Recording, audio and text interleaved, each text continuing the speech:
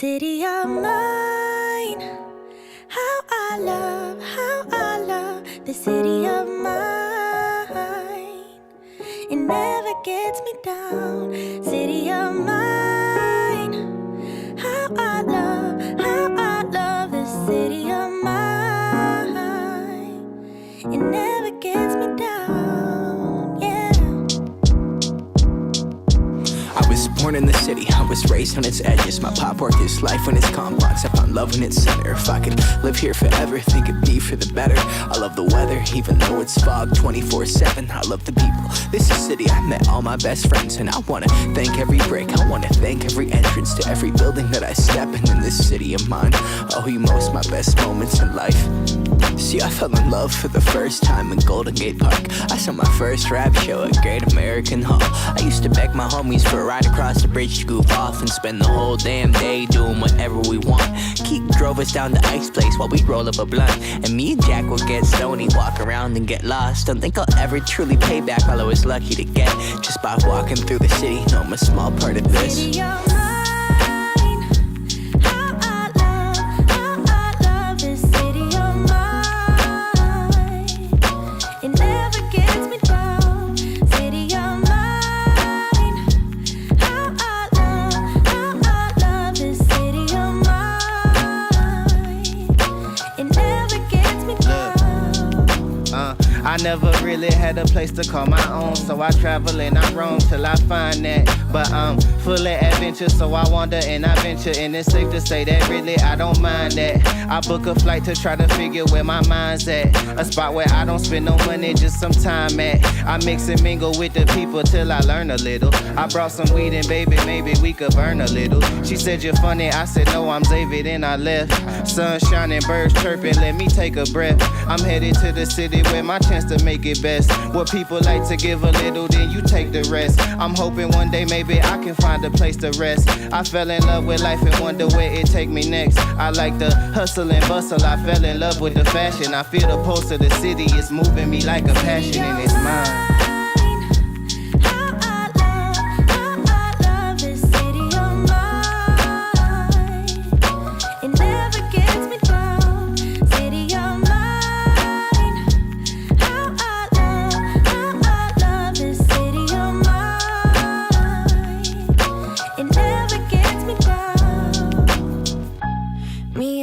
Hometown, baby, we go way back. All the situations, circumstances, still we don't mind. Steady going on, I ain't dancing around the street lights.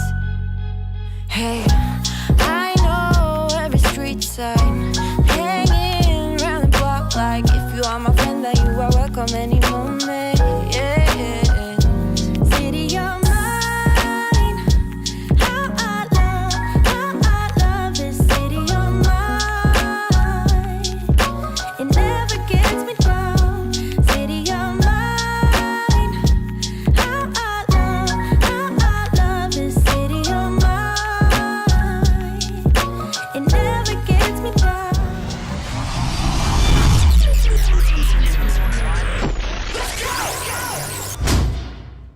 Good morning, Vietnam. Wait, wrong show. Gang, guess what? It's it. Today's the day. Something I've probably been waiting for in my last 2 years of doing this show. I am so excited. Got special guests today. This is going to be fanglorious. You know I like to make up my words. Let me get out the full bio so I don't mess up anything. Ray is going to come here. Guys, we got Mr. Ray Edwards hanging out with us today. He's a copywriter, author of one of my favorite books, How to Write Copy That Sells. He has the podcast, The Ray Edwards Show. It is always top ranked in business and marketing. It has been downloaded over 1.5 million times. Million. Well, you got to do the pinky like this. Million times. Ray has worked in copy and marketing for some of the most powerful voices in leaderships and business. He'd helped generate an estimated $500 million in revenue for Tony Robbins, one of my favorite people, Michael Hyatt, Jeff Walker, Dan Miller, Jeff Goins, Jack Canfield, Frank Kearns, and now Doc Rock. And many more. He's been featured in Forbes, Social Media Examiner, and Entrepreneur.com. Ladies and gentlemen, I can't tell you how excited I am today. We are going to present you with the ever impressive Mr. Uncle Ray. Let me just go ahead and pop this button real quick. Ta-ga! And why is it still me? See, this is what I want to tell you folks. Best laid plans. You do all your setup and then you do it wrong. There we go. How's it going, Mr. Ray? Good to see you. Good to see you. Good to be here. I'm so honored that you asked me to do this. I've been so excited. I'm wearing my Doc Rock recommended in-ear monitors I saw on your show, and I'm like, I got to get me some of those so I can stop wearing those big, silly radio cans that I wore all the time. You know what's funny is, as old radio guys, that's just something that we're both probably really used to, right? Like, and I wore them forever. I found these by accident, just randomly on YouTube. You know, the algorithm that everybody hates so much. It showed me a video, and this guy was talking about how low budget, they call budget fi. It's a whole brand new genre, which is funny to me because when I was in radio, my family had a stereo store. So I sold high-end audio equipment, Krell, Marantz, like all these custom carry audio tube amps, things my dad used to make. And I was like, I would never buy a $20 headphones. That would just sound like trash. And then I just tried it, and they're amazing. So yeah, they are amazing. I love them. That's something you guys can all get. It's my buddy Ruslan KD, who's got a great YouTube channel. If you're into watching Christians argue with each other, it's really cool. I've been on his show, actually. He is awesome. He's a good friend, and I love him to pieces. And he just said, I don't think it looks very cool to be wearing those headsets when you're on. I'm like, I got to solve that. And you came to the rescue, so thanks. Super funny. I met Roos because he was having the worst time with this router. It was driving him bananas. And I said, you know what? Just send it back. Like, and they, the Netgear, whomever, the thing that makes the weird, looks like the B-52 bomber with all the legs sticking out. It's like a B-52 bomber, and the tarantula had a baby. So he was having a hard time, and he had gone through several things. And I told him, send it back. I gave him a list of stuff to order. He ordered it. We got on the call and we set it up, and then he hasn't had a problem since. So let's knock on wood. Now, because of that, his Wi-Fi is going to go out and he's going to blame us.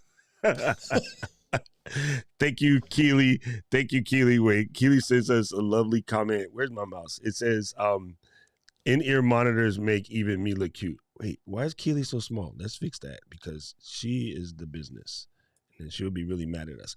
Okay, so we're going to dive into this, gang. We got a lot to cover today. Something that I've been talking to you people about for the last little bit is about how learning how to tell better stories and write better copy can help you level up your game as a content creator. And I was it's so funny. I was in the process of writing out notes of things that I could help pass on from what I've grokked from reading Ray's, books and watching videos and stuff. And then he happened to write a comment in this is why you pay attention to your comments, people. When you go back after you're done your videos, make sure you go and you are following your comment section. Make sure you are answering people in your comment section or just reading your comments and seeing where your folks are at. I tell you guys all the time, your best content already lives in your comment section or the comment section of your contemporaries. And I was like, wait, Uncle Ray saw, he said my video was good. Oh God, wait, rather than me sit here and start making up stuff about copywriting, I'm just going to sheepishly ask him. And then he said, yeah. So, yay. And I have to thank Sammy Super Chat, who's out here somewhere. I'm sure Sammy's here. Sammy is the little kid who has the guts to just ask people for stuff that he wants. And then so I was like, you know what? I'm always giving Sammy grief. I'm going to listen to Sammy for once, and I'm going to just ask Uncle Ray, and here we are. So let me make sure I'm on the right slide here. I probably did this backwards. First of all, gang, you know the rules around here. Everything we talk about today, you're going to have an excuse, and I just want to go ahead and give you permission to say your excuse is valid. It is 100% correct. And so what? So what are you going to do about it? It doesn't matter that your excuse is valid. I just want to say it's okay. No one's going to be mad at you. Just enjoy that, but let's still get something done, okay? So let's just make sure that happens. So before we get started, let's just check this out. Uncle Ray, in a nutshell, how would you define copywriting for those who don't understand what it is? I'm going to give you the most commonly understood definition, and then I'm going to give you what I think is the real definition. So the most commonly understood definition is this copywriting is when you write words that sell stuff, sells your products, your services, or your ideas, your beliefs. Now, that's the common explanation or definition. My real definition is it's consciously using communication to change people's minds. And that is hugely different. It's Nora Ephron, who was this great screenwriter. She wrote movies like and created movies like You Got Mail with Tom Hanks, if you remember that great movie, and many others. She wrote a book. She was a journalist before she became a filmmaker. And she wrote a book about her days as a journalist. And the title of the book is Everything is Copy.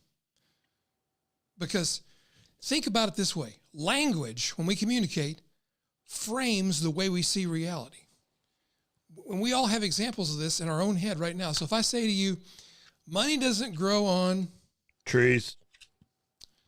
A penny saved is a penny earned.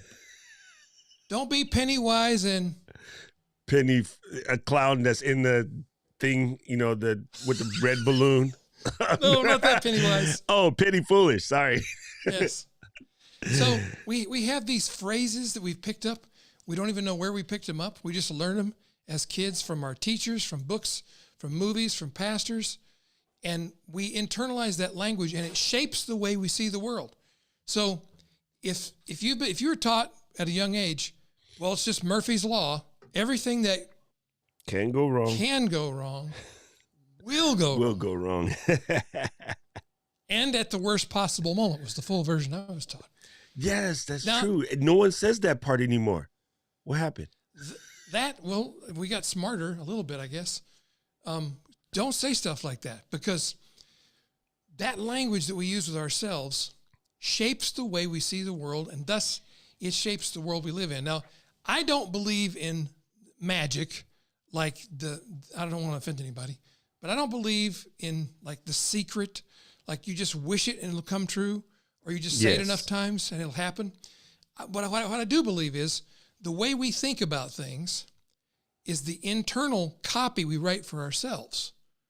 So if we write, I'm just waiting for the other shoe to drop, then we're looking for it. We're scanning the environment for the next thing to go wrong, and it does go wrong, and we see it, and we go, aha, I told you it was going to happen. And you might say, what in the world has that got to do with copy? Everything, because when we're writing copy, and let's bring it back home for creators, like we're creating videos on YouTube. We want people to click on our video and watch it. So what's the important thing? The title and the thumbnail. That is pre-framing how I think about the video I'm about to watch. And you can have the world's greatest video and have a title and thumbnail that sucks, and nobody's going to watch your video. Or vice versa. You can have a horrible video, have a great title and thumbnail, and then people click on it and they're disappointed. So David Ogilvy said, the best way to ruin a terrible product is to have great marketing. So we want to have a great product, great stuff we create, and then a great way of languaging it, of talking about it, so people frame it differently in their expectation, and they want to see our video. They want to read our post. They want to experience the art we make. And so I think copy is everything we do. It's how we show up, how we speak, how we write. Specifically for creators, I mean, one of the most important things you can do is think about titles and thumbnails, and then also think about, I believe you're a big believer in this also, is you want to be building your email list. You don't want your income to be dependent on just ad revenue that you get because of the algorithm, because at some point the algorithm is going to say, I'll go somewhere else. 100%. Send my traffic somebody else. So you want to be building a list, and that email list you want to communicate to on a regular basis, and you use that language you're using to communicate the copy to build a relationship and a bond along with your videos, your podcasts, all the stuff you're creating. You build a bond with people. So when you come around to asking them to buy something, they're in. They're like, I love Doc. Doc says, get these in-ear monitors. I'm getting them because I know they're going to be good. And that's why I'm using these in-ear monitors today. So you know what's funny is we often forget, and we literally just had this experience like 2.5 weeks ago at Social Media Marketing World. We forget that every viewer is a human and people are watching. And so the experience was that my buddy, colleague who's in the chat down below, Chocolate Twist Yoga, she didn't know that people like Stephanie Liu or Mary Lou Mando or Marie Tahan Daniels, these, heavy hitter marketing people, actually see her doing her work. And you never know who's watching you, right? I never in a million years thought you were watching my content. But I'm making this for people like us. I'm making it for people of a certain vintage who might psych themselves out of believing they don't have something to offer the content creation, social video space because we happen to be born when TVs were black and white. And I'm like, no, we have the best stories. We've been around longer. We have the most experience. We can make a bigger impact, and nothing against millennials or gennials or zennials or whatever you want to call them folks, nothing against them, but we've been here longer, so we understand things they'll never understand. And our stories can help lift people. So I really love hearing, what you just said, because it is extremely impactful to me. Oh, thank you. It's right, so important to us as creators and as people. And I think about, if you think about what we were just talking about, every communication you have is super important. Oh, there's Vaughn. Vaughn. Yeah, I love this guy. Vaughn Sanders is a beautiful man. And you know what it is? He got the formula: bald, bearded, and bespectacled. Exactly. All right, we're going to cover something real quick, guys. Check this out, fam. It's so funny because words are powerful. And the reason why this is funny to me is Keely literally just typed this in the chat. She didn't even know that I made this slide. So I want you real quick, if you can, Uncle Ray, can you touch on words are powerful? Oh, by the way, people in Hawaii, everybody that we consider higher than us, we call uncle. So deal with it. That's just what it is. It was a little weird to me when I'm a little kid. I think in my head, I'm actually like 30 something at the time. And some kid comes to me in the grocery store and be like, hey, uncle, can you help me find? I'm not that old yet. Yeah, you are. So, deal with it. That's just what we say here in Hawaii. Anyway, can you touch on what you mean by that? Words are more powerful than you think. Can you talk about that? Yeah, for sure. I don't want to get too spiritual here, but I'm going to, I guess. If you look in the Bible, in the beginning, God spoke and the world sprang into existence. And then later it says, in the beginning was the Word, and the Word was with God, and the Word was God. And I'm not trying to tell you what to believe. That's not what I'm here to do. But I'm here to say, so long ago, tens of thousands of years ago, we recognize the power of the spoken word. And the way it creates in our daily lives is in neuro-linguistic programming, which is just a fancy way of saying communication, but you could trademark neuro-linguistic programming, make a lot of money selling it. And I'm okay with that. That's cool. But they talk about pre-framing, deframing, and then breaking the frame. So what does that all mean? Well, this demonstrates how powerful language is. Pre-framing is if I want people to think about what I'm going to show them in my video in a certain way, I'm going to say words that pre-frame what they're about to watch. So if I say, you're about to see a story that will make you cry. If you love little kids and puppies, just be prepared to have your heart ache. Now, I have just framed the video you're about to watch in a very specific way. So you're preparing yourself for that kind of experience. And you'll have an experience more consistent with that if I deliver in my video. So I've pre-framed it properly. And so often people try to be cute and they say things like, uh-oh, watch out. Well, that leaves it way too open for interpretation to me. I might take that as a sign that you're going to show me something gross or something I don't want to see, so I may skip over it. So you got to be specific in your pre-framing.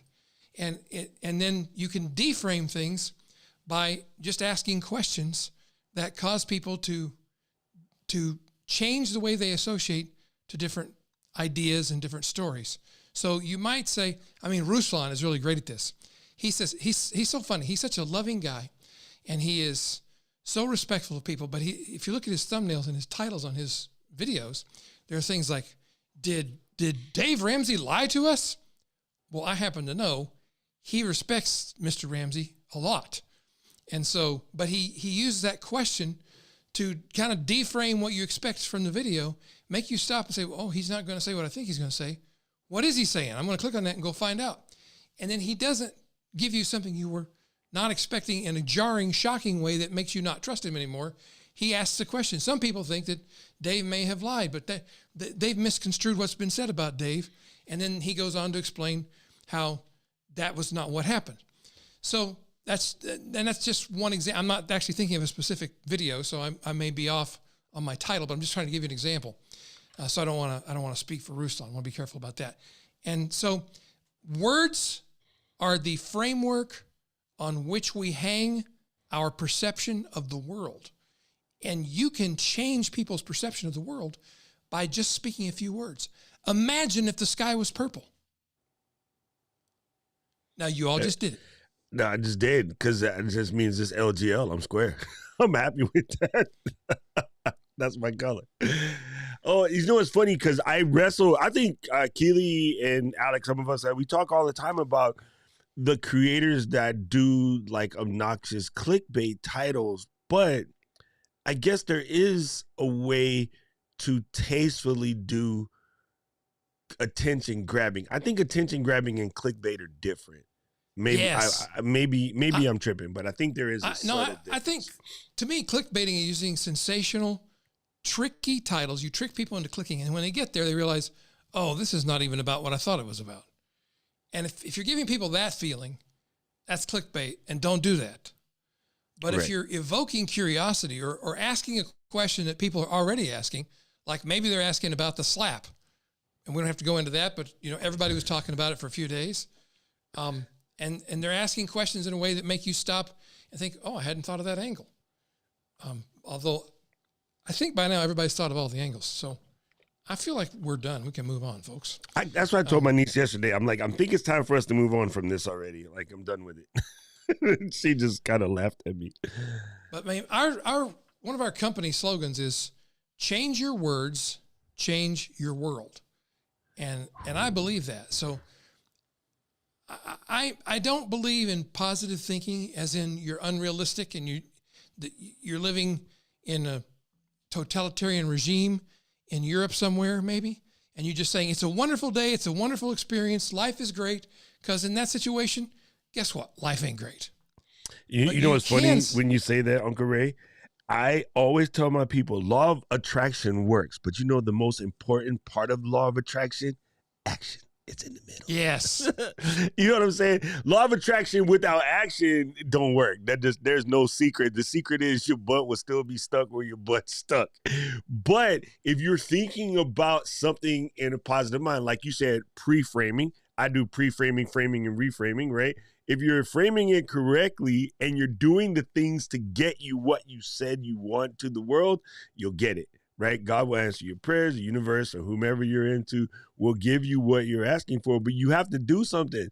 Like, no one wants to feed the person that doesn't offer to wash dishes or take out the trash or can I give you a hand?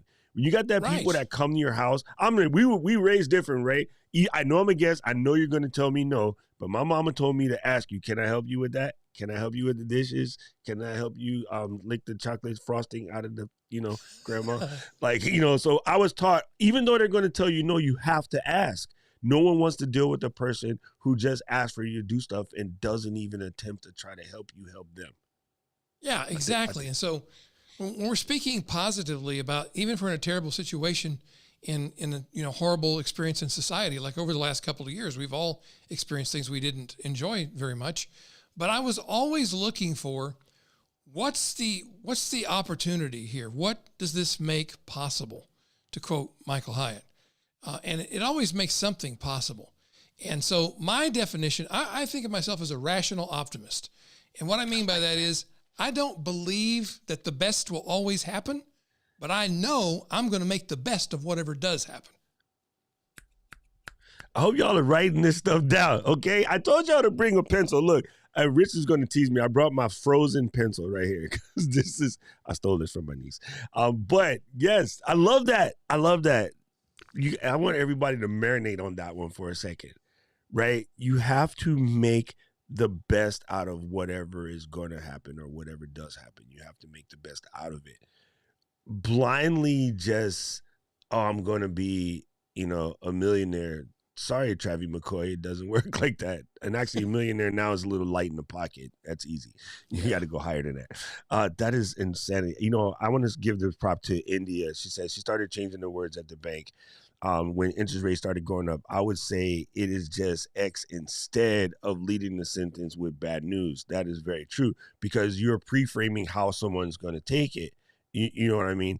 And I also just want to give her props because India has been putting in the work of doing her 100 streams in a day. And I think she has like 73 more to go as of today. And that's just incredible. So one other comment I wanted to bring up real quick because Victoria, first of all, glad to see you're here today. She said, I had told everybody in my crew a little while ago, stop saying stuff like you can't do maths, and she throws the S on there because she's Liverpudlian. But that becomes reality, and I'm like, yeah, because I tell you right now, if I'm looking to hire you and all you ever talk about is how you can't do math, I don't want to entrust you with my money or my business because if you can't add, you can't perform the task I need you to perform. Right? Or I can just pay you less because you'd be too dumb to know the difference. So like, don't say that stuff out loud. You can believe it to yourself, but just don't say it out loud. Or I don't know, there's the internet, Khan Academy. You can learn how to do math in like a week on Khan Academy. Hello? You know what I'm saying? Stop saying stuff like that. Yeah. Marie Folio says everything is figure-outable. That's one of my favorite lines. Everything is figure-outable. I always say everything is learnable. Same thing. Same thing. You're welcome, India. You keep going, girl. All right, so let's touch on another point that you gave us today, which I think is also super important. And that is how tiny changes can make a huge difference. Yeah. One of my teachers, Dan Kennedy, says it this way. He says, tiny hinges swing big doors.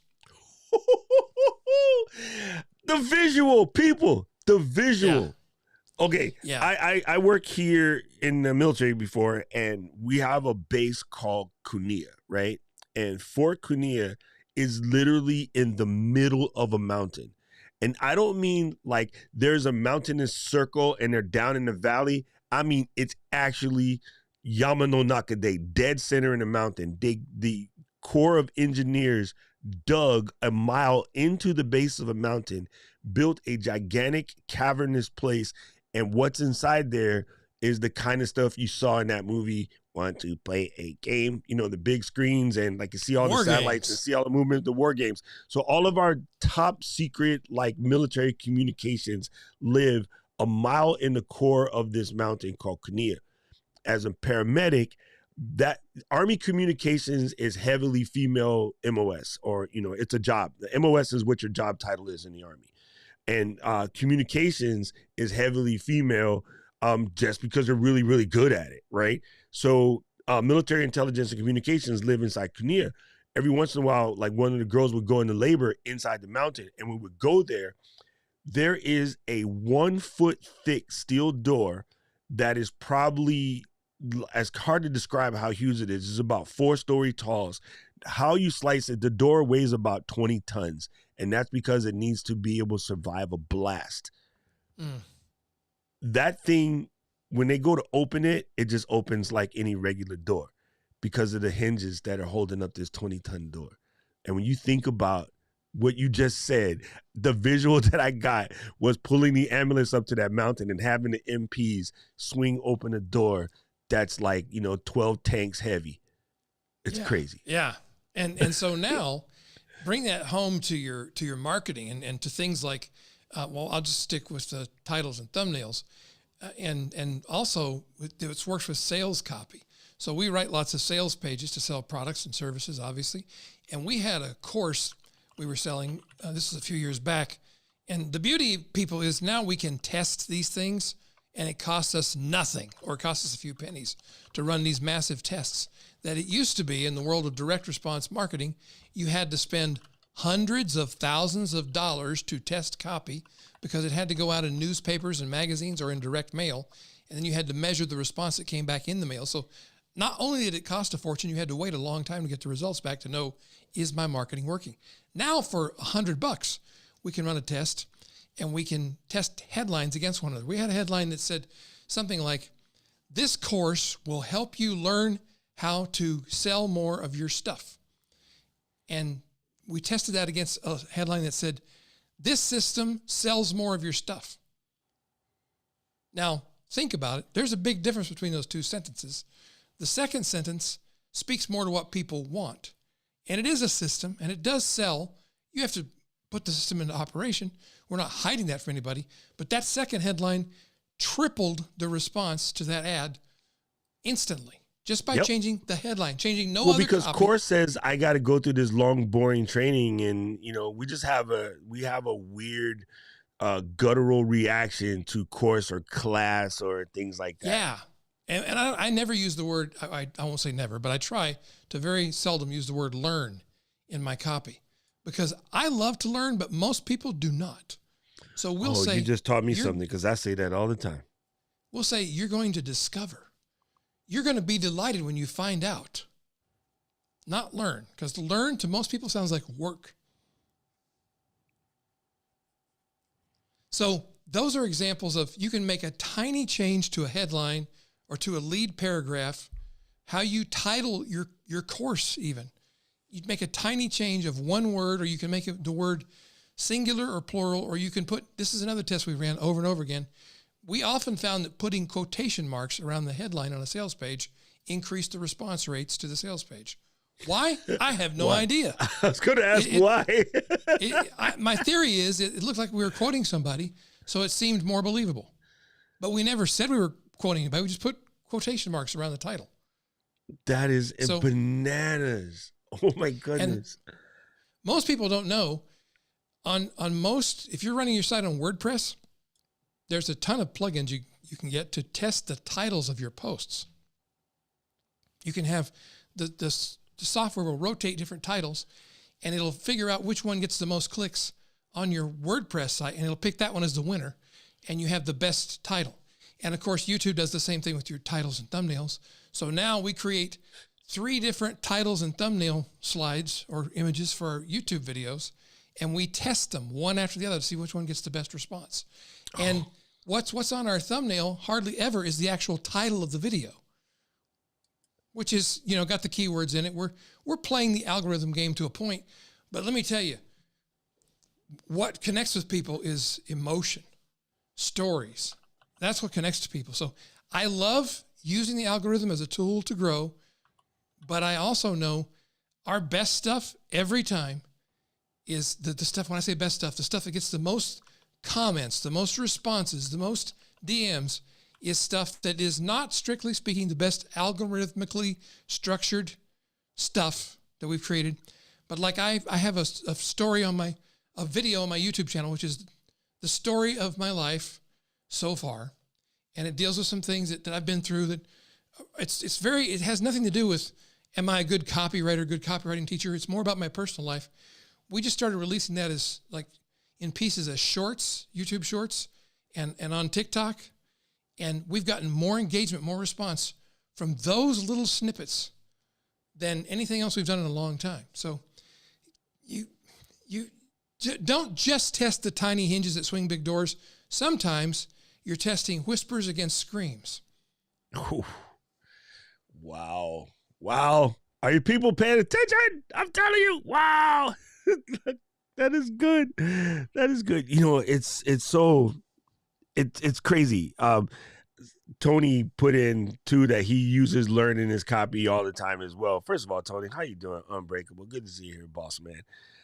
Yeah, that's crazy because we definitely, Discover is a much better word. We had the Discovery Channel. And it's funny, these guys owned 2 properties when they came out. Both properties came out on the same day. One was called the Discovery Channel and one was called the Learning Channel. I swear to you, I'm not even clowning. Both of those guys came out the same day. They're owned by the same entity. When the Discovery Channel was blowing the Learning Channel out of water, you know what the Learning Channel changed their name to? TLC. And no one, Tender Loving Care. no one puts it to the Learning Channel. Everybody went to Tender Loving Care. And so they started doing a lot more human interest stories. Yeah, That isn't that is interesting? bananas. Okay, hold on. I got to do something real quick. Gang, this is funny. My computer just told me that my local recording stopped because my hard drive got full. So what I'm going to do on the fly real quick is move some big files to another drive and then restart the recording because, hey, this is what we do out here in these streets. It's kind of funny, but, hey, it happens. It is. It's life. It's part of life as we know it. I want to give a shout out to Keely and Alec, who, while you were gone, did this thing on Discord, which I watched and I loved because I've kind of been getting into Discord lately. Nice. You know, I was a little slow to pick it up, but as I started, I'll tell you who sold me on it was Leo Laporte and the Twit folks, because I joined Club Twit and they had the Discord and I got in there and I'm like, oh, this is what everybody's talking about. I see why people like this. It's so funny that you say that because guess what I'm doing tomorrow? I'm on Club Twit tomorrow. What? Yeah, I'm on Twit tomorrow at 11 o'clock my time. I don't know what that equals in normal human being time. But yeah, I'm on Twit tomorrow. I'm doing another guest appearance. I don't know why they keep calling me, but I'm going to keep saying yeah.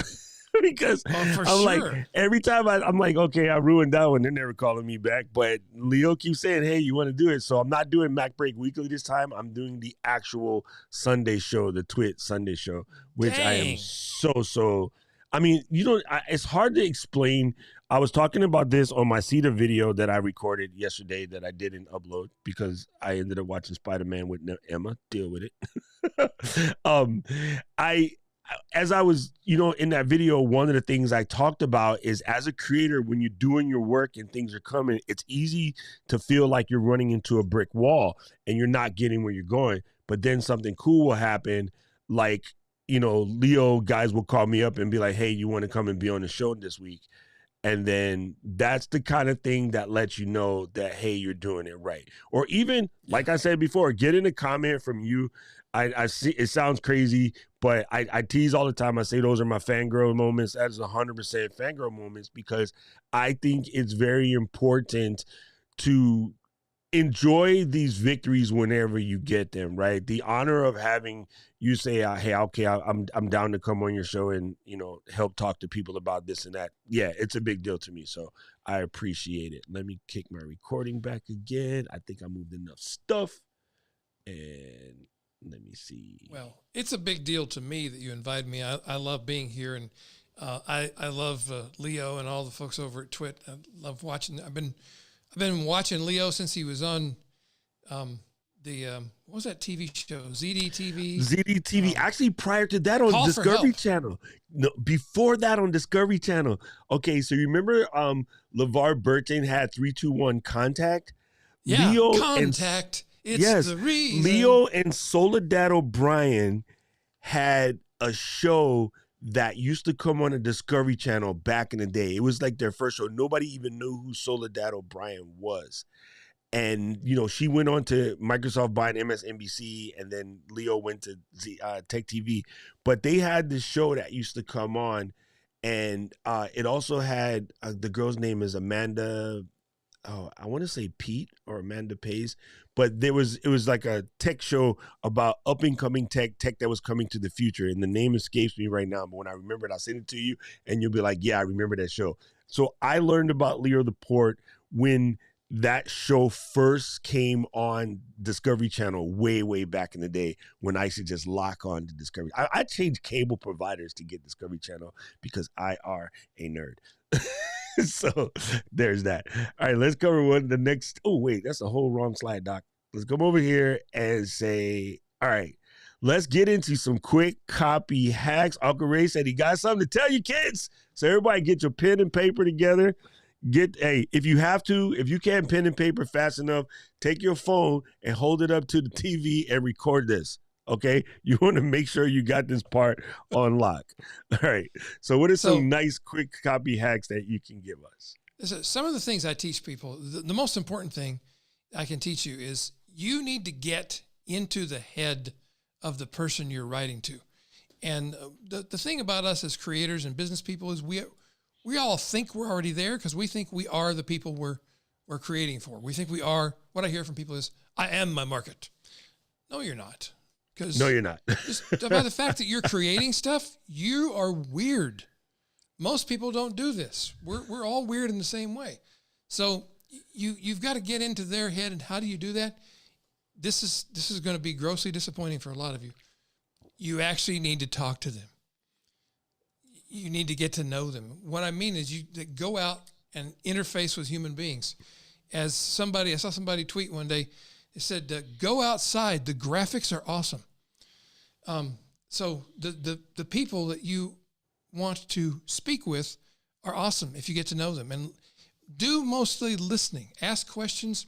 If you can't go outside or go where they are, if you're stuck doing it remotely, then that's okay. But get into discussion groups, get into Facebook groups or circle groups, or get on a live cast like this and look in the comments and observe the words people are using and copy and paste them into a document or write them down and look for trigger words like, you know what really hacks me off is when people do blank.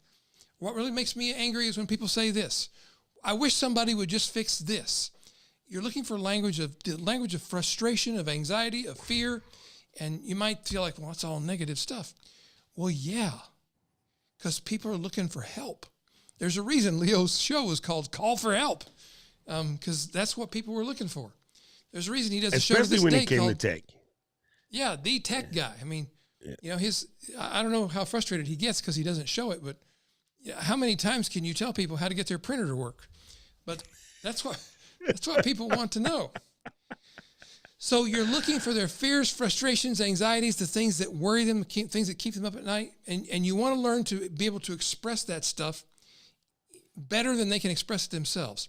Jay Abraham is one of the greatest copywriters of all time. He's alive today. I'm privileged to call him a friend because I made an effort. I stalked him until I got to know him. That's what happened. And so, he's a brilliant guy. And he said, if you can describe your customer's pain better than they can describe it themselves, they will automatically attribute to you the wisdom of having the solution. Now, as we learned in Spider-Man, with great power comes great responsibility. If you're going to use that to earn people's trust, be sure you actually have the solution, you can deliver it. So be careful with what you do, what impressions you make, that they're not misrepresenting. But that's a powerful insight. And it really comes down to this. I look at it this way. My whole approach, Doc, to writing copy is different from most other copywriting teachers because I absolutely reject the idea of manipulating people or pressuring them into buying things. I believe I have a framework for writing copy called the Pastor Framework, Pastor. And it's not about being a preacher, but the original meaning of the word pastor was to shepherd. And what does a shepherd do? Shepherd protects the flock, makes sure they have water and food and that they're safe from predators, takes care of them. If you are shepherding the subscribers on your channel, if you're shepherding the people in your community, if you think of them as your flock that you're caring for, you'll never come across as pushy or manipulative because you're acting in their best interest. So my message to people, stop selling and start shepherding people to making a good decision. And that'll result in you making more sales, by the way. That's my belief and my experience. That is powerful. That is super powerful. Man, the thing that you said, which is so powerful there, and I tell people all the time, is go and find, again, in your own comments or your contemporary comments, go and find what people are asking for. That is a gold mine. I found so much stuff when I started my channel from just hanging out in Nick Nimen's live stream and listening to the questions. What I first did was, this may be mean, but hey, it's me. I knew what audience I wanted to talk to. I ignored all the questions that came from the gamers, and I went for the questions that was coming from the business folks. and I said, I'm going to go deal with those. And so Yeah. I started building my channel right around that, and it ended up just getting a lot of people. So having the ability to listen, and something that you say all the time that I learned from Diana, which I stole from Diana, but she told me she got it from you, is something that I've also heard other people say as well. We basically have two major triggers as human beings, pain and pleasure, right? So there's self-sustainability, right? We want to live longer. We want to live, period. That's just the thing, right? So you looking for painkillers and vitamins as a marketer, as a product person, even if you're just growing a helpful, beneficial thing, and maybe monetization is not your thing. Maybe you're just trying to do good in the world. Guess what you're still doing? You're still either issuing painkillers or vitamins. Painkillers is solving a problem right away and letting the person have a better life. And vitamins is just coaching them on how to just live sustainably a better life, right? So either one of those, right? Could you expound anything I missed? Because I'm paraphrasing. That's totally true. And the thing I would add to it is this: I didn't figure that out. I mean, that's been wisdom for a long time in our industry. The thing that I like to point out to people is it's a lot easier to sell painkillers than it is to sell vitamins.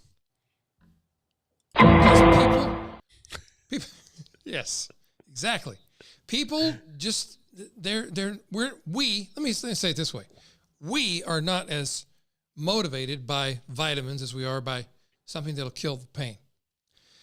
Then there's psychological study after study that proves people will do more to avoid pain than they will to gain pleasure. Because I think the reason is the pain or the possibility of the pain is more real to them. They believe it more. You may not like that, but that's how it is. That is amazing. It is amazing. You know what was funny? Something that you do really well, and it's a pure compliment. When you use words that give people an instant visual, and I fight with people because no one wants to believe that there's no. I'm a visual learner. No such thing.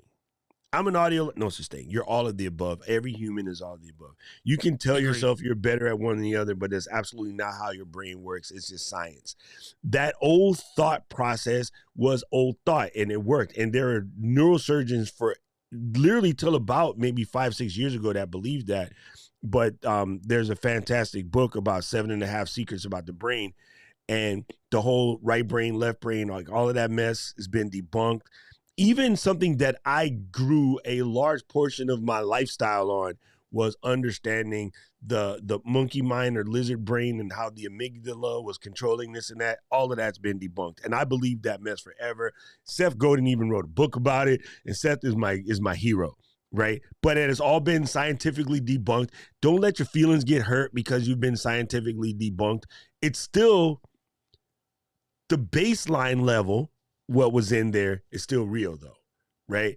You are working off of emotions and feelings for things that maybe you shouldn't put emotions and feelings to, because you can't control that. You need to work with that you can control, right? And so I love the way that you describe things in a visual manner, because I do have a strong memory. And when you say things that a picture instantly painted in my mind, that works. Because we're going to say this though about copywriting is when you trigger someone's emotions, it definitely causes them to react one way or the other. Like it's a Polaris thing, right? You're going one direction or the other. Yes. And one of the great copywriters, Eugene Schwartz, he worked in the 1950s and 1960s, and he was of the belief that you can't, as a copywriter or a marketer, create desire in a person. But what you can do is channel and fan the flames of the desire that's already there. And so if you think about that, that really means if you're trying to just twist people's arm into buying something because you want them to buy it, you're working against human nature. You're working too hard. find something else to sell or someone else to sell it to, somebody who wants it already. And then you'll have a much easier time and people will think you're brilliant. I think that's funny that you say that. salesperson. I think it's funny you say that. You know why? I don't think people realize this Verso, I am looking straight down this camera at you. People think that I'm going to have a hard time selling this because I got to find somebody that wants to buy it. There's already somebody that wants what you have. You just haven't figured it out yet. But no matter what it is that you're doing or selling, for the most part, there's already somebody that wants to buy it. So it's easier to get those folks on board than it is to, like, it's easier for me to get a Mac person to buy another Mac. It is much harder for me to get a PC person to buy a Mac. Oh, so, yeah, good luck with that. You know, Apple doesn't spend a lot of time trying to drag people. They did at one point. They did the old Justin Long thing. That was in their comeback because they were in desperation. And they got a little bit of movement there, and then they stopped it. And I mentioned this the other day. Apple doesn't spend any time in their copy talking about the competition. They just don't. There's no talk about HP or Dell or Acer or Asus or Asus, as I like to call them, the Filipino computer brand. They only show you users using their stuff and having success. Users using their stuff and belaying a fear or having a positive emotion or something of that nature. They show you progress, or Keely, progress.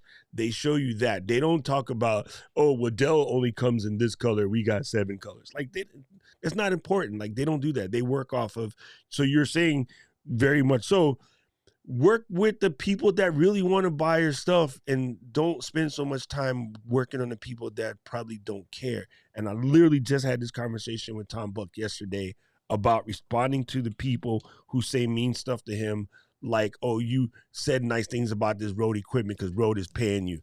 And it's I heard you talking about this, and you are spot on. No, hey, don't give those people airtime. not a breath. Save their breath for your woosah moments, right? Yeah, it's super funny.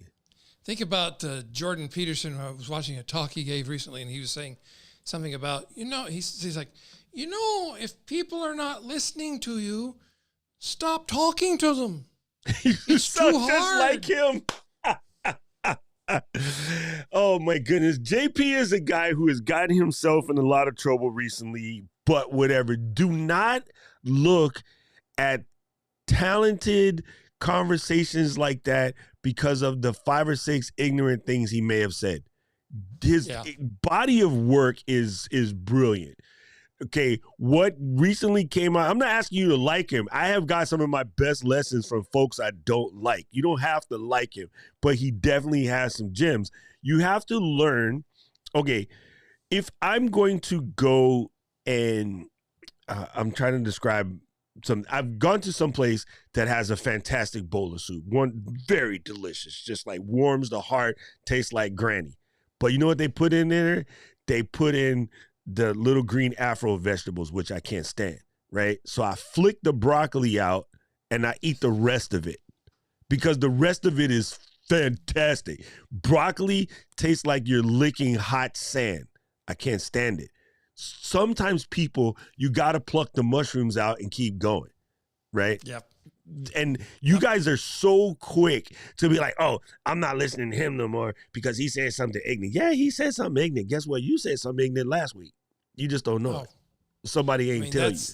That's so valuable. And I try really, I make it a practice to listen regularly to people I don't agree with for 2 reasons. One, they sometimes end up changing my mind. And I'm like, oh, I had that wrong. Or they sharpen my argument for the thing I knew was true. One of those 2 things happens. And yes. I love going to the source instead of listening to hearsay, what somebody else said about another person. And I want to circle back and touch on one brilliant thing you were talking about earlier, which is we were talking about all those beliefs about the amygdala and the right brain versus left brain and the lizard brain, how that's all been proven. It's not really accurate. I'm actually writing a book right now about, in part, it's about how we come to believe things and how we change those beliefs for the better over time. And how if we're super smart, we're willing participants in that process. We're always looking at what we believe and asking, is that really true? Is there something more accurate I could be believing? There's a British mathematician who was named George Box, and he said this. He said, all models are at some level wrong, but most of them are still useful. So think about it. Euclidean geometry as a way of describing the world it works, but it's wrong. As we delved deeper and got into quantum physics, which I know is spooky and most of us don't understand it because you have to be a mathematician to really understand it. But you can, if you want to, you can go learn math. It's possible. Khan Academy. Or what's Renee's sponsor? Brilliant.com. If you want to learn quantum mechanics, quantum physics, you can go to Brilliant. Not sponsored, Renee sponsored. Use his link. But yes, Renee. You're right. Renee Ritchie, You're right. another one of my heroes. Love that guy. You're right. Like this, that's what like Marie said, right? It's all learnable. So Yeah, exactly. why do we fight learning so much? I don't get it. Go ahead. This is my theory. I'm sorry I interrupted. Our brain, I think our brain's job has been for so long to keep us alive, number one. And how does it keep us alive? By being right. So our brain wants to be right. It's always looking for evidence to prove that it's right because that's how it feels safe. So that's why we get stuck in these echo chambers where we're like, I only listen to people on the left because they believe what I believe, or I only listen to people on the right because they believe what I believe. Y'all, I hope I don't offend anybody. I think there's people on both ends of the spectrum that are certifiably crazy. 100%.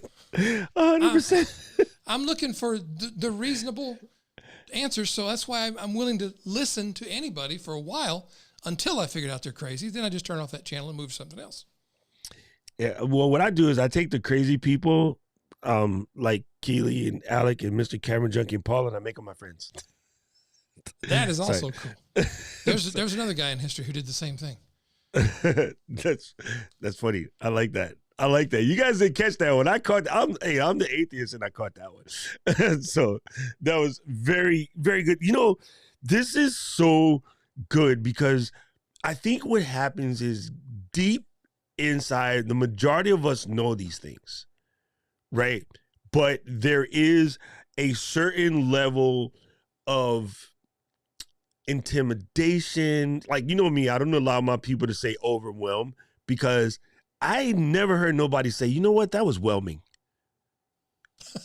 I've been whelmed. You've always been underwhelmed and you've been overwhelmed, but I never heard anybody say anything about being whelmed. I'm sure Old English, it was a thing. Otherwise, the other words don't exist. But we use words out of context so much in this place. I tell this story all the time. I'll tell it again. People used to come to us at our store, and we sold a particular 27-inch Sony for $4.99, right? The Best Buy in the Circuit City sold that TV for $6.99. People would come in and be like, is the 27 blah, blah, blah, blah, blah Sony Vega on sale? And we'd be like, yes. And then we'd come in and we show them the price, and they'd be like, okay.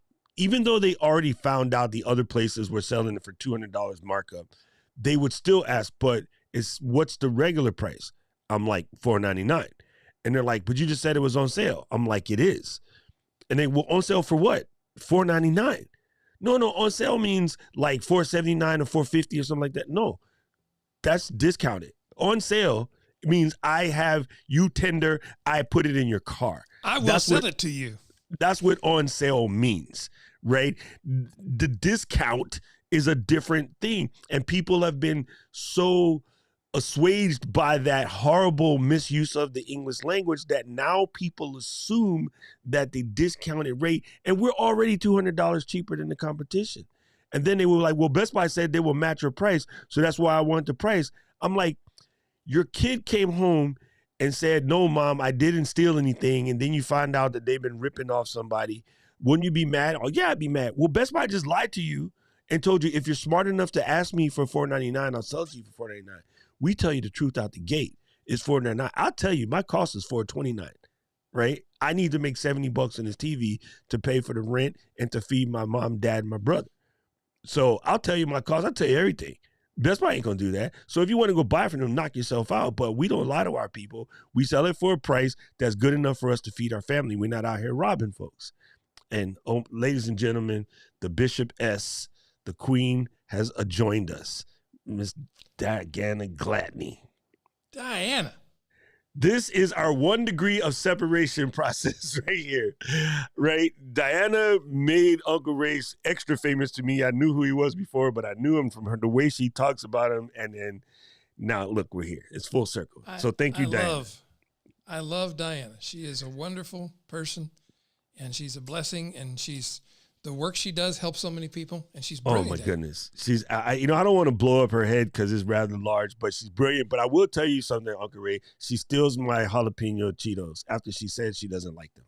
And then she ate the whole bag. Oh, that sounds like I'm not going to make any comment on that. I know how to keep out of trouble. Luis is probably laughing because Luis was there. He has my backup. He was there.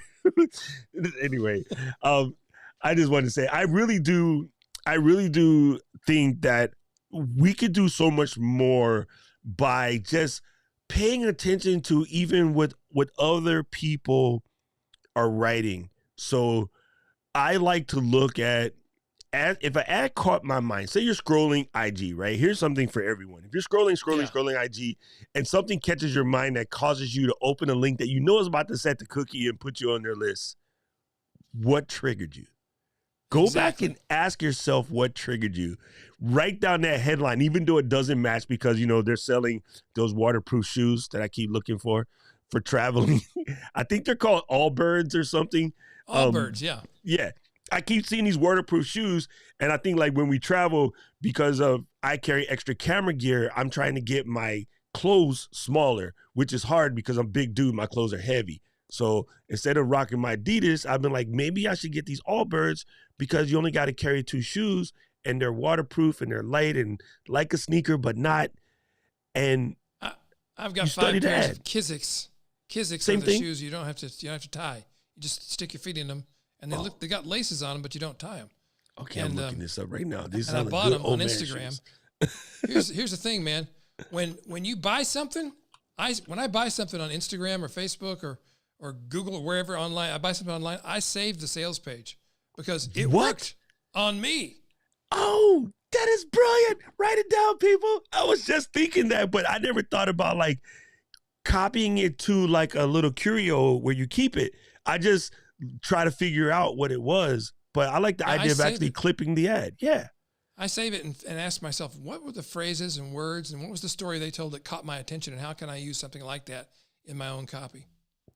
Oh, these are beautiful. This looks like they look like Vans, but you just slip them on? Slip them on. You don't have to touch them. You just step into them. Oh, all my old people, you need to go to this link right here.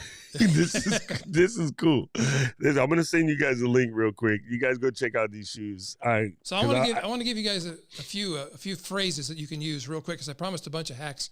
I'm gonna give you a few phrases you can use in your copy. The first one is, "I'm probably a lot like you." So that's a phrase that starts a paragraph. You say, "I'm probably a lot like you. I hate having to tie my shoes." Having to bend over and tie my shoes. I've injured my back more times tying my shoes than I have lifting heavy boxes lately. So I got these new shoes called Wizzix. I can wear them and I don't have to bend over, just step into them. And so if you're like me, if we're alike, you should get these shoes. So I'm probably a lot like you. It's a way to instantly get into relatable space with people. Another phrase, as you're selling something like, if you're selling video editing service, then you might say something like this. What most entrepreneurs do is they try to edit their own videos. And that doesn't work because they never get very good at it. They don't have the time to do it. They need to be doing other things in their business. You list all the reasons why that doesn't work. And then you say, so the real solution is get somebody to do that who's really good at it and really fast. And that'll save you so much time that the money you invest will be inconsequential. What most people do is this. And then you show them the things that most people do that don't work in your area of expertise so that you can get them to realize they need to hire you or buy your product or service. What most people do is blank. And then when it comes to answering objections in your copy, and this is the reason people ask me, why are those sales pages so freaking long, and does anybody actually read them? Yes, they do read them. If you've bought a computer from Apple, just take a look at that page for a minute and realize, soak it up. That's a sales page. It's a long page for those Mac Studios. Scroll down. It's a long page of copy. It's written in a very certain style that's true to Apple, but it's still long copy. Why? Because people want to know the details before they invest that kind of money. And they have objections like, is it going to be too hot? No, it's got these great cooling Venturi fans or whatever they call them. I know they don't call them fans. I think in the copy they call them something else. Anyway, the point is you got to answer objections. And so I don't ever call them objections in the copy. I say something like this. If you and I were sitting down over a cup of coffee at the coffee shop, we'd probably be talking about some questions you have about this deal right now. So let me tell you the questions I get most often, and I'll answer them as if you just asked me the questions. So the first question I get is, mark this, people. Does this really work? And I recommend you start with the objection you most don't ever want to be asked about, the hardest one to answer. Start with that one, because that's the one that's going to stop the most people from buying. So answer it as a question that you're having over a friendly beverage, not as something that they're combating you on, because then you can answer all the objections, hardest to the least hard to answer, and overcome them before they become an objection and they're ready to buy. Because here's the biggest secret of all that I can give you about sales pages and sales copy. People wouldn't be on your site, they wouldn't be on your sales page if they didn't really want you to have the answer, if they didn't really want to buy. What they're saying to you when they show up and start reading your site or your page or watching your sales video is they're saying, I really want this to work. It's yours to lose the deal. So pitch me. They wouldn't use those words because that people don't like to be pitched unless they're copywriters. I love to be pitched, which is why I buy everything. Don't let that get around. Because people start sending me more stuff, more sales pages, and I'll buy their stuff. We don't like to be sold, but we love to buy. That's super funny. Definitely have bought some things because of a good ad, even if I didn't really need it. Just because I was like, all right, I got to give them credit for that. Especially at a restaurant, when the waiter or waitress is really good at selling that extra part or whatever, I definitely have, added to my order because they said something, even though I probably didn't really want or need that, just because I was like, that was good. That gives me one more thought I want to share real quick. Yes, think about the sequence in which people make buying decisions and what stops them from buying something you really want them to buy, you think they'd really enjoy. Like if you have a restaurant and you have a really delicious dessert every night and it's custom made dessert maybe, and you want more people to buy it, don't wait until they've stuffed themselves on the bread and the salad and the steak and the potatoes and all the other stuff and then come to the table and say, did you save any room for dessert? That is so true. So true. They always that's a do stupid that. way to sell dessert. Here's what you do. You bring the dessert around before they make their order and you say, look, we have this peaches and cream dessert. It's got this lovely caramel glaze. It's got this whipped cream we make custom in the kitchen. It's got this ice cream and these fresh peaches, and doesn't it look delicious? The thing is, we've only got so much of it tonight. So if you want to make sure we don't run out by the time you get to dessert, I can go ahead and put your order in for this dessert first before you even figure out what you want from the menu. That way you be sure and get some. Do you want me to do that for you now?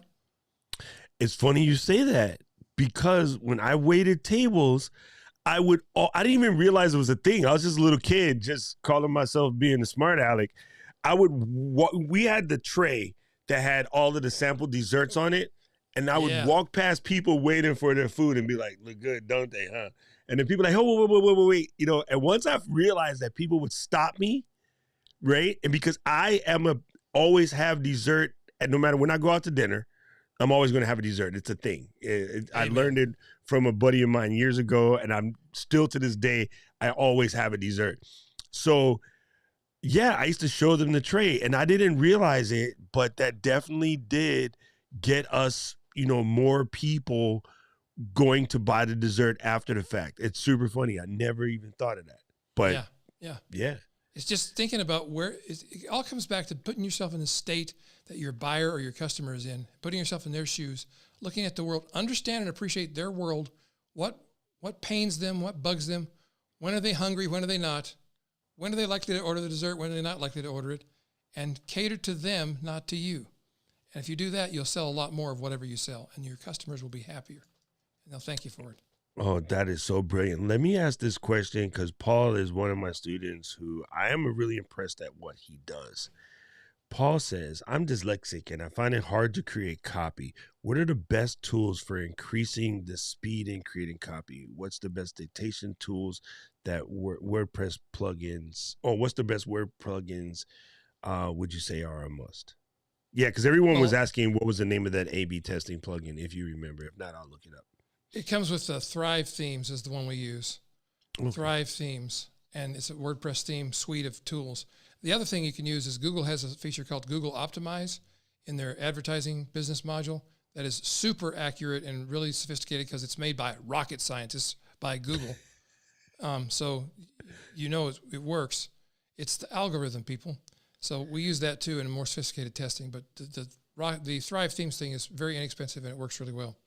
As far as dictating, I dictate a lot, most of my copy because I'm not a very fast typist and I'm not a very accurate typist. In fact, when I type things, people often send it back to me and say, is this in English?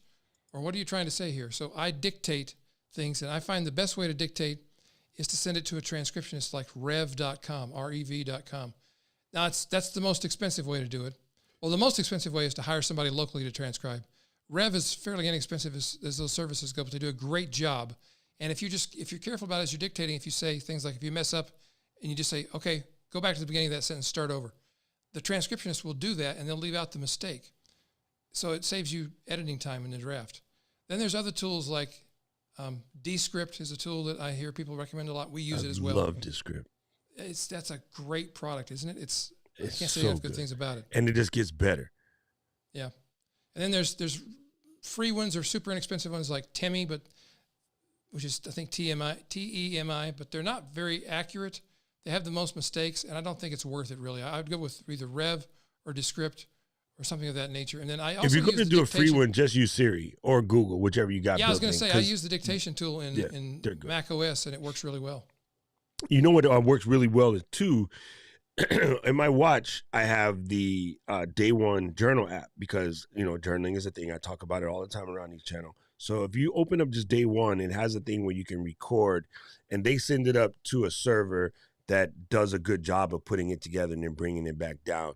So if you're on the go and you just need to record something, Day One is relatively inexpensive, but if you have an Apple Watch, you can just talk to your watch like Dick Tracy, and it will write it down for you. They also have it as the voice memo app in your phone, so you can pull down the voice memo, and you don't have to necessarily dictate it, right? Even so, if you guys, the dyslexic folks, you can literally just say verbally to your phone and then use that to type it into Grammarly, and then Grammarly will fix it for you. So prior to Descript, what I did, super sneaky, was my niece was getting really good at typing because she was chatting with her girlfriends all the time.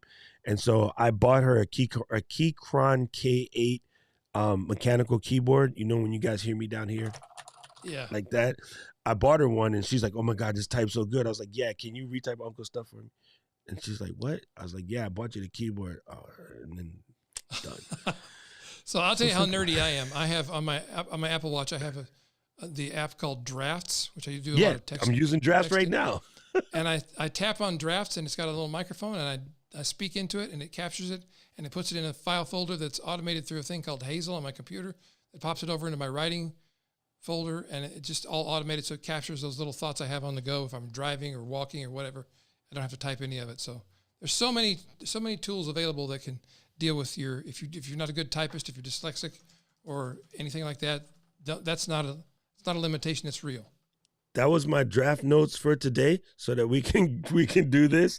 And yes, Drafts is the business. It's the bee's knees because different from most other apps, it's not just that you write it in there. It's you write stuff in there with the purpose of sending it somewhere else. So it's a good capture tool that then in turn allows you to send it to places where you might actually do something with it, right? And then I use Hazel to do things like move these files around as I'm doing stuff and things like that. So yes, it's actually glorious. I've gone to nerd heaven.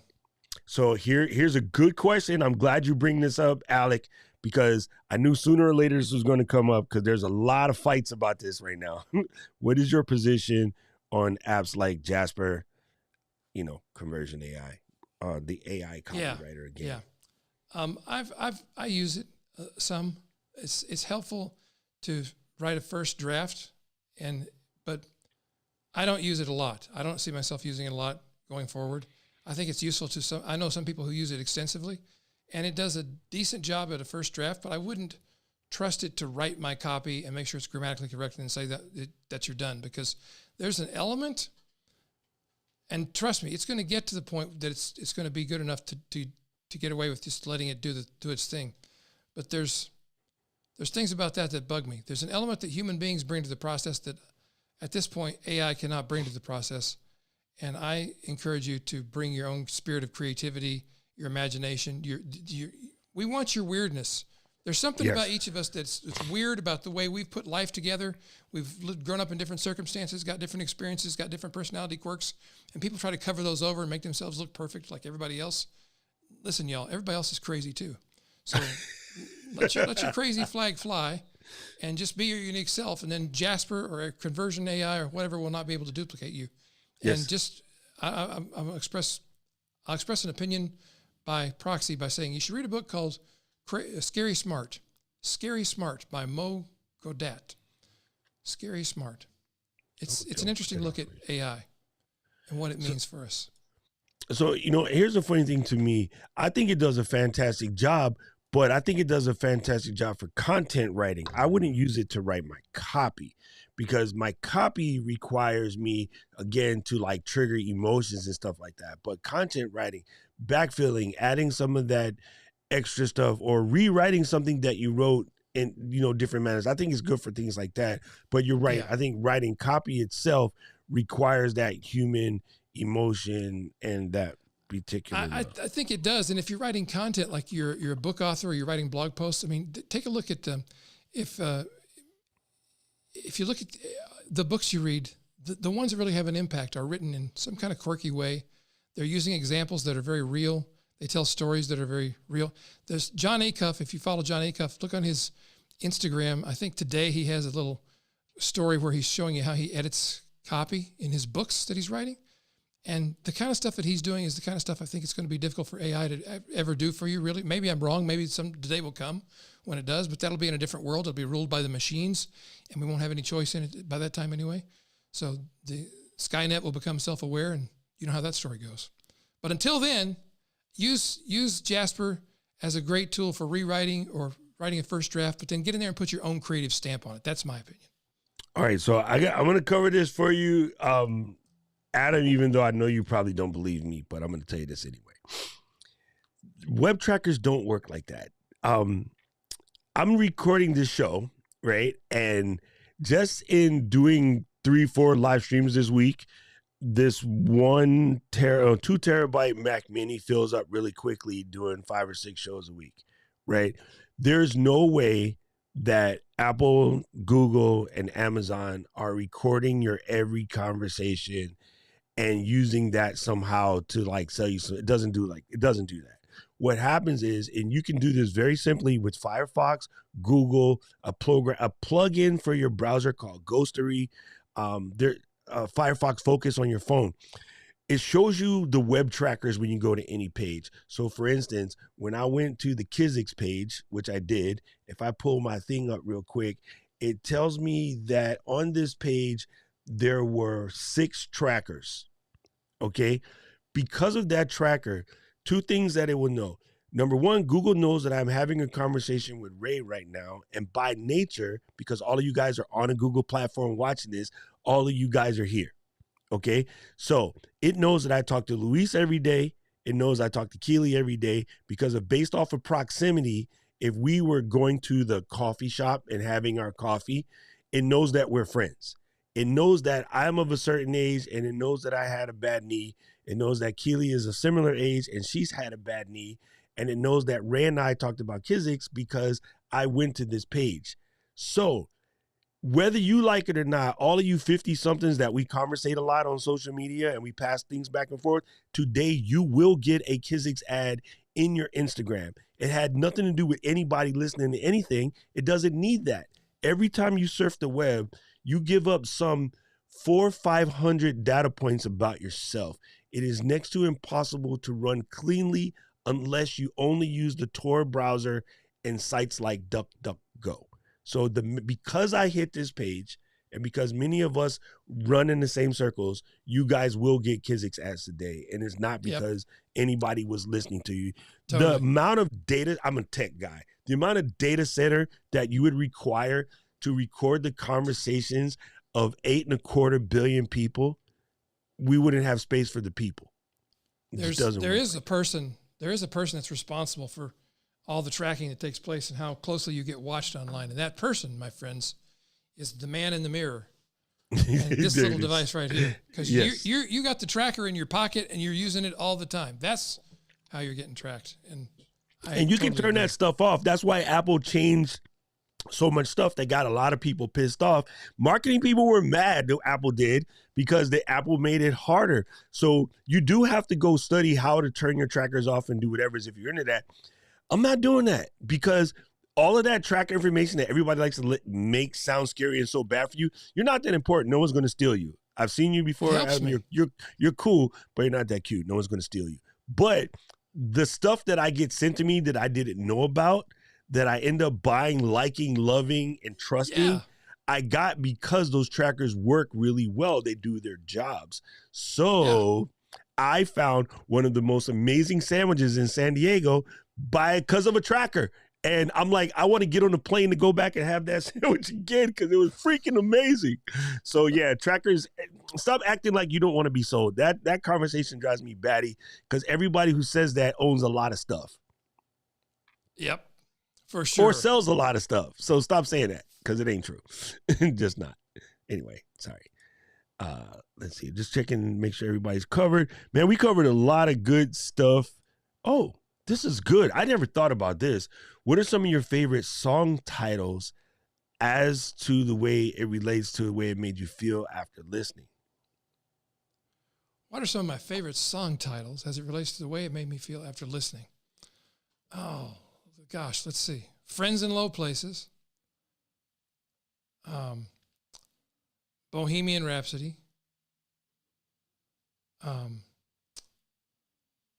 The Way You Look Tonight. Those are some. I don't know if that's what you were looking for, but those are the ones that came to mind for me. You know, this speaks to association. So I'm going to say this real quick. We were talking about people being visual learners and the value of painting pictures, and people aren't just visual. We learn in all the modalities. We all do. But we do make associations. And pictures that we make in our mind are very powerful because we made the picture in our mind. And if we can couple that with an emotion, then it makes a stronger impression on our brain. We're more likely to remember it. That's why you can hear a song like, The Way You Look Tonight. And if you have a powerful association, like you're on a date with the person who's now your wife that you've been married to for 37 years, and that song makes you think of her back when you first met her, then you have a super strong association to that, and it takes you right back to that moment. That whole picture is evoked. Music, an image, and an emotion all happening at the same time that are powerful, strong memory. And if you want to be a great marketer, think about how can you evoke those moments for people. That's why we want to use popular songs in our videos and in our marketing. We want to. We shouldn't unless we license them or we'll get into trouble. But that's why we want to do it, because we know if I use that song, it's going to make people, if I use Walking on Sunshine, people are going to be happy. Because Katrina and the Waves, man. Yo, come on. Makes me happy. Yes. One of my favorite songs, which is crazy because it still gets me every time I hear it, is Walking on Sunshine. That was just such a good song. This really, really good song. So it's super funny. We're just talking about this. Talk about copyright. I made a comment about this sandwich that I had in San Diego, and even Vic wants to know what was the sandwich, she lives in freaking Liverpool. She can't get nowhere near San Diego without a really, really long 20-some-odd hour flight. But the curiosity of the human brain, right? The curiosity of the human brain is fantastic. Basically what they did, and I don't know if you have this in the UK, but here we have something called King's Hawaiian bread. What it is a small little square biscuit like Yo Big, like you used to get at KFC. They cut it in a 4x4. They cut it in half this way, and they put 3 pieces of chicken, but it's like the Nashville hot chicken, but instead of making it wet, they did it with dry seasonings, and they stuck it with pickles and lettuce in the whole 9 yards and a little bit of garlic aioli, aka mayonnaise. I don't know why people try to be cute. And they put it together, but it was in that King's Hawaiian bread, which is some of the best rolls you will ever eat. And God. I know the owners of King's Hawaiian Bread Bakery, even though they moved away from here, they moved to Cali to expand their process. I know them. Whenever they come to town, I get to see them. But yes, man, I can't explain it. And it was at a place called the Dog House, which was a hot dog place, but they had this chicken sandwich, and it was called Bad Mother Clucker. Which is why I bought it. I got copied on a sandwich. I was Bad Mother Clucker. That what? Let me investigate. That is, I got sold a sandwich straight by the title. So yes, see how this works. Diana said it in the chat, way up there. She said that everything is copy. Yep. Right. When you were trying to find your significant other and you were linked over, like trying to sell people, I don't want to be sold. I don't want to be sold. You didn't get married unless you were sold. She or he sold themselves to you. Right. That's just how, or you sold yourself to them. Right. Truth. If you have children's, you wouldn't have had children's unless somebody sold the other one on the prospect of expanding the family. Stop saying bad things about selling. Yeah, holla, right? Stop using words that somebody else told you was bad because you don't like selling. You don't like being sold. Otherwise, you'd be naked living outside. You have possessions. Selling is something you do for people, not something you do to them. I like it. Oh, Ruth, you did not do this. You know Vicky is going to run all over this. That's the Liverpool theme song, as a Manchester fan. It makes my heart hurt. Now it's getting dirty. Yeah. Yes. Tony said, love some King's Hawaiian, and so did Vinny. I'm telling you, man, the best rolls ever. And there's a lot of places here that make similar things. Kelly, mayo is mayo. Aioli is mayo that you make yourself. I love it. Kelly, this is why we're friends. This is exactly why we're friends. That is super good. There's a doghouse in San Francisco. So Kevin knows about the Bad Mother Clucker sandwich. It is so good. So good. Gang, I got to say, this has been fantastic. I learned a lot today. This will probably be the episode that we all watch on replay over and over again. But I will tell you, I have the audio book, I have the Kindle book, and Diana has 2 copies of the hard thing on her desk. One that sits there with all kind of pencil writing and one that's pristine, right? You got to get the book, fam. Like, I'm just telling you, it's a short read. The pastor framework works. Some of the other frameworks that are out there also work. There's AIDA, whatever the heck you say it. There's the PAS framework, problem, agitate, solution. Like, these things work, and when you know what they are, you watch commercials differently. Yeah, because you see the structure. You can't watch them. You can't unsee it. And it's good for your marketing. It's not just good for your marketing. It's good for all your communication because you're always persuading people, as we've already covered. So here, let me show you guys this real quick. Go ahead, keep talking. If I may, you can get the book on Amazon, of course. We also have a way, if you're okay with it, Doc, I've got a way they can get a free copy mailed to them and get a bunch of other stuff and get it for less than it is on Amazon, if they want to do that. But all right, let's do it. You have to pay the shipping. All right, so let's do it. $7. Go to rayedwards.com/free book. All right, my moderators, my Mr. Moderator, Paul and Keely are getting you down. So rayedwards.com/free book. and we'll send you the book. Just pay $7 shipping in the U.S. It's more if it goes somewhere else. And of course, we'll try to sell you other stuff too, but you don't have to buy it. I'm just telling you because I sell stuff. Hey, but I do it for you. I love not it. To you. I love it. Yes, I'm going to tell you some other stuff too. I love it. It's genius. That's how you do it, right? You know, it's funny. The cheesy line that, you know, you hear people say about, you know, going up to somebody and saying, hey, you're going to be my future ex-wife. It's funny because that person is probably more intrigued than anything. It's a corny line, but I swear it works. I've watched people pull that off and they're still married, but I have watched people pull off that line. I want to show you guys something real quick. This is what we were talking about. And again, I'm just tripping out over this page, right? Such a simple line, the easiest shoes you'll ever put on. Everybody has a favorite pair of shoes that's a pain in the butt to put on, right? But then I like experience the freedom of hands-free. I live in Hawaii, right? This is funny. These guys should be all over marketing to folks in Hawaii. We take our shoes off in Hawaii because Hawaii is heavily Asian influenced, right? You don't walk into no one's house here with your shoes on. You take your shoes off. Everyone here wears slippers, which is kind of bad for your feet, right? We say slipper, right? We just make it funnier. We don't say flip-flop. That's a dumb name. They're slippers because you slip them on, you slip them off, right? Right. Even a lot of logos. The Bank of Hawaii here, their logo is a pair of blue slippers because it's the idea of slippers is when you invite your friends and your family that come to your house. They're not going to wear fancy shoes. They're just going to wear their slippers and come to your house and be comfortable. It's a so lifestyle. they use that. It's a lifestyle, right? That's that aloha laid back spirit, right? And no, Kelly, we don't do Tivas. That's for Portland. Especially Tivas and socks. That's a Portland thing. Birkenstocks, all of that. Yo, we just got plain Jane, $1.50 slippers from the drugstore. But these guys, if they were smart, they would be advertising all over Hawaii because A, we have a heavily aging population, and our aging population pushes hundreds a lot because we have lots of Okinawans here and Filipinos, which live very long.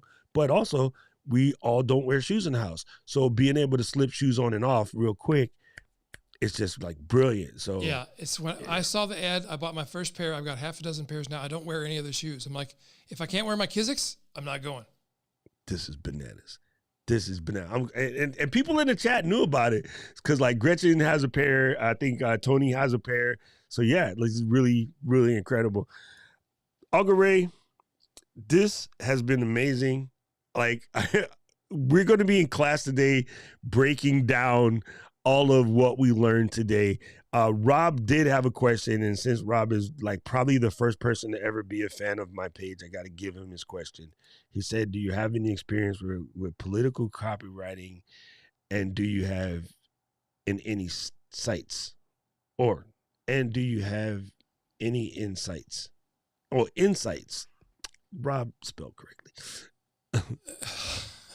I have some experience with it, and that experience convinced me not to do any more of it because it just led me down into a place of unpleasantness on a constant basis. And I was like, I don't like this angry world where the goal seems to be to spew as much hatred at the other people as I possibly can and spin things so that people get as angry as they can possibly get them to be. I'm not saying it is that way. I'm just saying that's how it was for me. Yeah.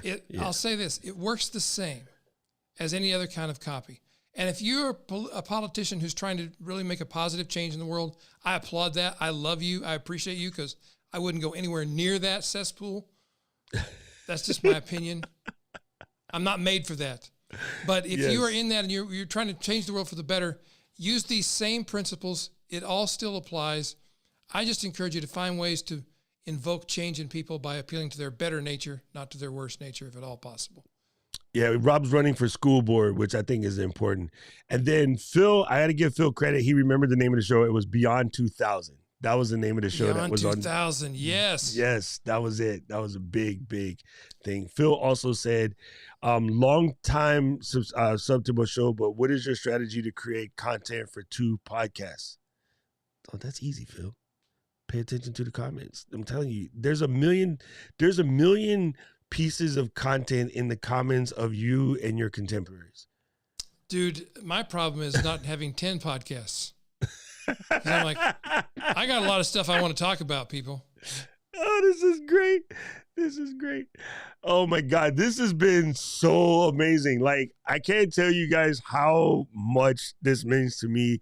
I've always been geeking from the first time you ever responded to something I wrote on Twitter, and then you commented on the video. I was bugging Diana. I was like, look, I'm going to see my stuff. I was like super funny. I was over here geeking out. So it's really great. Thank you for being available to my people. I have a fantastic crew. Like, I love them to death. They're a bunch of amazing people. Some of them still don't know it yet. Kelly looking directly at you, but we'll fix that because, like you said, words are powerful, and tiny changes in those words can just maybe you need to write copy for yourself. How about that? How about we start working on copy for ourselves of what we're going to do to improve our own lives? And guess what? It'll be free, right? You won't have to buy anything. That is so important, and that is actually what the next book I'm writing is really about. It's about writing copy to yourself, to sell yourself on, becoming a better version of yourself, being more fulfilled, more happy. So it's a big insight you just had. The love you have for your community is obvious. I love talking to you. I love listening to you, but this has been so much fun. I appreciate what you're doing. I love the way you show up in the world and help people, and just keep on keeping on because we need more people like you and like the folks who are here with you.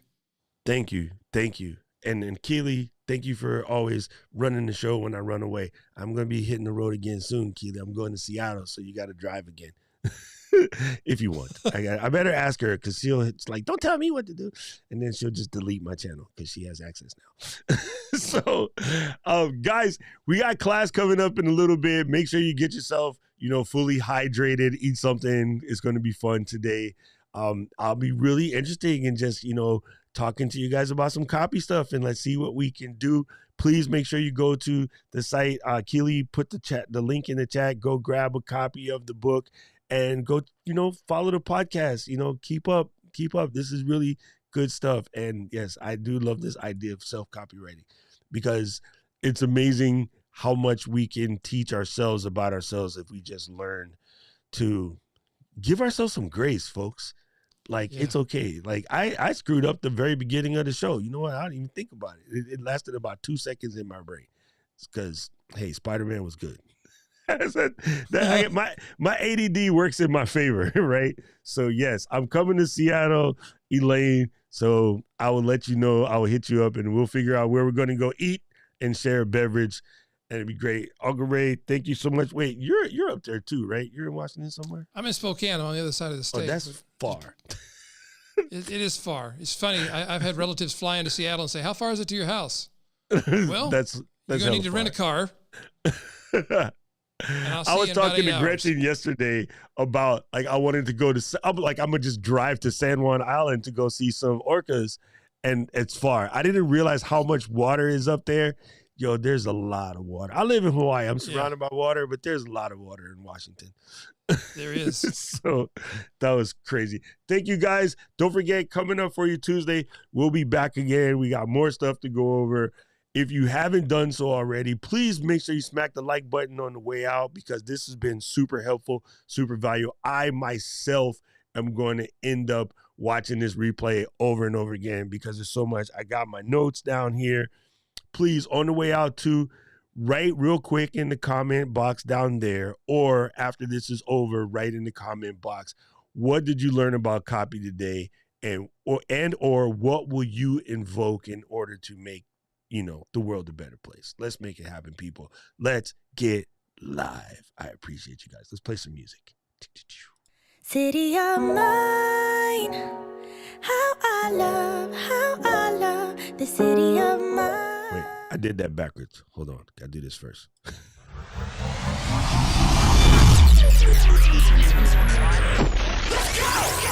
City of mine, how I love the city of mine. It never gets me down. City of mine, how I love